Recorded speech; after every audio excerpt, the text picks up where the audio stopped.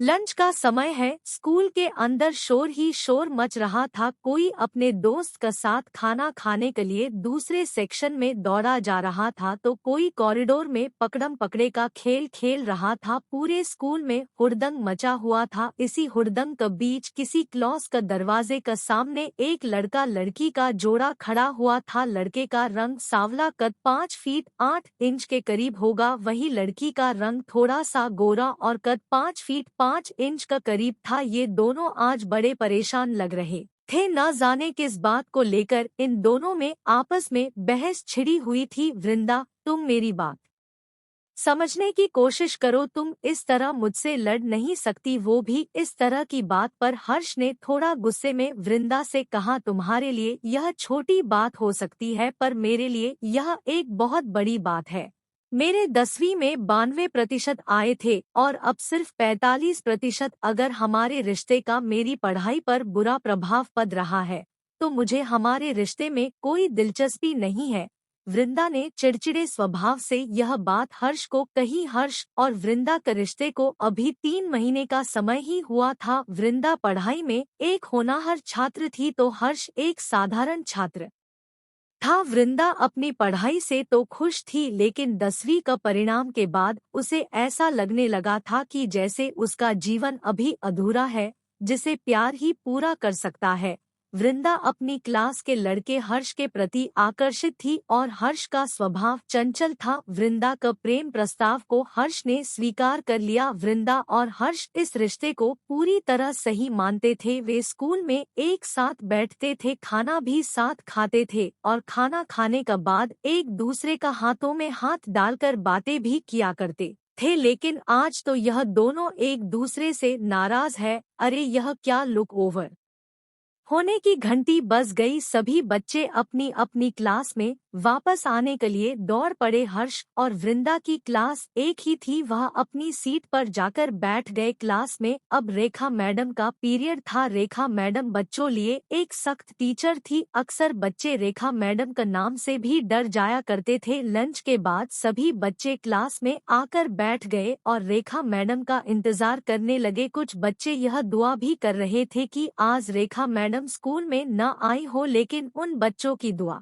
भगवान ने नहीं सुनी। अचानक दरवाजे पर गुलाबी रंग की साड़ी पहने एक महिला जिसका कद लगभग 5 फीट 6 इंच होगा आ गई। उस महिला के आते ही क्लास में एकदम से सन्नाटा छा गया। सभी बच्चे खड़े हुए और उन्होंने मैडम को गुड मॉर्निंग मैडम कहा। रेखा मैडम ने सभी को बैठने का इशारा किया और खुद भी अपनी कुर्सी पर बैठ गई और बोली, आज हम हिस्ट्री का 5वां चैप्टर पढ़ेंगे। सभी बच्चे अपनी हिस्ट्री की किताब निकाल लड़ और जो बच्चे किताब नहीं लाए वो क्लास से बाहर चले जाए। रेखा मैडम का डर इतना ज्यादा था कि सारे बच्चे किताब लाए थे। रेखा मैडम ने पढ़ाना शुरू कर दिया। सभी बच्चे ध्यान से सुन रहे थे। तभी हर्ष ने वृंदा को एक पर्ची दी। वृंदा ने चुपके से वह पर्ची खोली। उसमें लिखा था, तुम अगर चाहो तो हम बाहर पार्क में आज मिल सकते हैं। पर्ची पढ़ने के बाद वृंदा ने भी हर्ष को एक पर्ची में लिख कर दिया, मुझे अभी तुमसे कोई बात नहीं करनी। यह पर्ची पढ़ हर्ष को दुख हुआ। तभी उसने एक दूसरी पर्ची वृंदा को दी जिसमें लिखा था, मुझसे बात क्यों नहीं करनी, मुझसे नाराज क्यों हो जान तुम। अब इस पर्ची को पढ़कर वृंदा के मन में थोड़ी सी खुशी आई पर वह अपने भावों को छुपाते हुए हर्ष को एक और पर्ची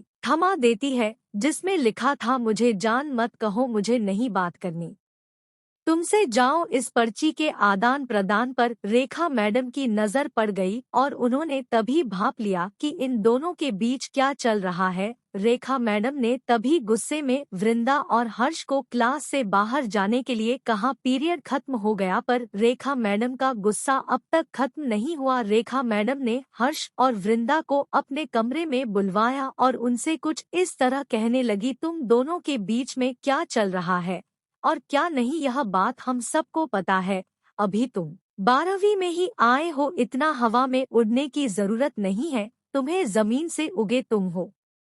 नहीं और इस तरह की हरकतें कर रहे हो, अपनी दोस्ती अभी के अभी तोड़ दो वरना बर्बाद हो जाओगे और आगे से एक दूसरे के पास दिख मत जाना। जाओ। क्लास के अंदर रेखा मैडम की डांट सुनकर हर्ष और वृंदा बहुत ज्यादा दुखी हुए, लेकिन उनके मन में यह बात बिल्कुल नहीं थी कि उनका रिश्ता गलत है, बल्कि वह लोग यही सोचने लगे कि शायद रेखा मैडम उनसे जलती है। स्कूल के दूसरे टीचर्स ने भी हर्ष और वृंदा को कई बार इशारों इशारों में डांटकर अपनी दोस्ती तोड़ने की सलाह दी है, पर हर्ष और वृंदा ने किसी की नहीं सुनी। स्कूल के अंदर रेखा मैडम के डर से वह दोनों अलग अलग बैठने लग गए, लेकिन वह स्कूल साथ में ही आया करते थे और साथ में ही स्कूल से बाहर जाया करते थे। पार्क में हमेशा एक दूसरे के साथ समय बिताया करते थे। रात को व्हाट्सएप पर लंबी लंबी बातें भी किया करते थे, लेकिन जवानी का जोश दोनों में ही था। पार्क में अभी भी हर्ष किसी और लड़की को देखकर आकर्षित हो जाता था, वृंदा किसी और लड़के को देखकर आकर्षित हो जाती थी और इस आकर्षण को प्यार समझ बैठती थी, पर कभी किसी ने खुले में अपनी भावनाओं का इजहार नहीं किया। एक दिन पार्क में वृंदा और हर्ष खाना खा रहे थे और वृंदा अपने हाथों से हर्ष को खाना खिला रही थी। तभी एक बूढ़े आदमी की नजर उन दोनों पर पड़ी। उस बूढ़े आदमी ने एक सफेद शर्ट और नीचे काली पैंट पहनी थी और आंखों पर चश्मा लगा रखा था। हर्ष और वृंदा के जोड़े को देखकर उस बूढ़े आदमी ने कुछ नहीं कहा। जब हर्ष और वृंदा वहां से जाने लगे, तभी वह बूढ़ा आदमी हर्ष और वृंदा के पास आया और वृंदा से बोला, बेटी तूने अभी इस लड़के को खाना खिलाया, मुझे बहुत भूख लगी है, मुझे भी खाना खाना है।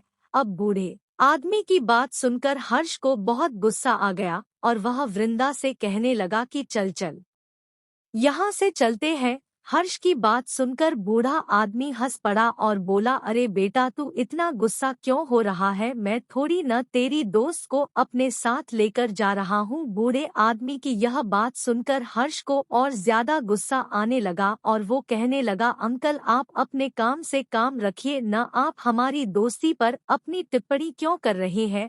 वह बूढ़ा आदमी हंस पड़ा और बोला कि मैंने अब तक कोई टिप्पणी करी भी नहीं, तू तो पहले ही आग बबूला हो गया। वृंदा ने हर्ष को रुकने का इशारा किया और उस बूढ़े आदमी से बोला कि बाबा आपको हमसे कुछ काम है क्या, वरना हमें जाने दो। बूढ़ा आदमी फिर हंस पड़ा और बोला कि बेटा मैं तुम दोनों से कुछ बात करना चाहता हूँ, तुम दोनों मेरे साथ कुछ समय के लिए अकेले अकेले बैठ जाओ और फिर चले जाना। हर्ष ने बूढ़े आदमी की बात को मानने से इनकार कर दिया, पर वृंदा के कहने पर हर्ष ने बूढ़े आदमी की बात मान ली। अब हर्ष और बूढ़े आदमी के बीच कुछ इस तरह का संवाद हुआ, बूढ़ा आदमी, बेटा तू मुझे ये बता कि लड़की से तेरी दोस्ती कितनी पुरानी है। हर्ष, बाबा 3 महीने। बूढ़ा आदमी, मुझे एक बात बता कि क्या इस लड़की के बारे में तेरे घर वालों को पता है। हर्ष, नहीं बाबा उन्हें तो इसके बारे में नहीं पता। बूढ़ा आदमी, तो क्या तू उन्हें कभी बताएगा भी नहीं। हर्ष, सही वक्त आने पर उन्हें मैं बता दूंगा। बूढ़ा आदमी, बेटा देख मैंने यह दुनिया देखी है और मुझे यह भी पता है कि तू इस लड़की के अलावा और लड़कियों के प्रति भी आकर्षित होगा। हर्ष, ऐसा कुछ भी नहीं है बाबा, आप अपनी मर्जी से अंदाजे मत लगाइए। बूढ़ा आदमी, बेटा तू कितना ही छुपा ले, सच नहीं छिप सकता। मेरी बात ध्यान से सुन, सुर समझ देख। तू इस लड़की से प्यार कर, पर उससे अगर तुझे विवाह करना है तो पहले अपने आप को इस काबिल बना कि तू उसके बाप के सामने जाकर उसका हाथ मांग पाए। मैं यह बिल्कुल नहीं कह रहा कि अपनी दोस्ती तोड़ दे, बस इतना कह रहा हूँ कि अपनी पढ़ाई और करियर पर भी ध्यान दे। देख तू हर दिन इस पार्क में आता है, हर दिन आने की जगह हफ्ते में 3 दिन आ और बाकी 4 दिन पढ़ाई कर। इससे उस लड़की को भी तो तेरी अहमियत का पता चलेगा। अभी तू झट से उसके पास दौड़ा जाता है, थोड़ा सा समय अपने आप को भी दे और अपने आप को बहुत सक्षम बना। हर्ष, ठीक है बाबा। बूढ़े आदमी ने कुछ इस तरह की बातें वृंदा से भी करी और वृंदा भी बूढ़े आदमी की बातें समझ गई और उन्होंने 2 महीने तक बूढ़े आदमी की बात मानी भी। लेकिन एक दिन अचानक वृंदा को कृष्णा ज्यादा पसंद आने लग गया और वह अब कृष्णा के साथ रिश्ते में आ गई और हर्ष अब नाजिया के प्रति ज्यादा आकर्षित होकर उसके साथ रिश्ते में आ गया। अब इस नए आकर्षण को यह लोग प्रेम समझ बैठे। अब इन्हें आकर्षण और प्रेम के बीच का अंतर कौन समझाए। अगर आपको हमारी स्टोरी अच्छी लगी हो तो अपने दोस्तों के साथ भी शेयर कीजिए और कमेंट में जरूर बताइए कि कैसी लगी हमारी स्टोरी। लाइक एंड सब्सक्राइब करें।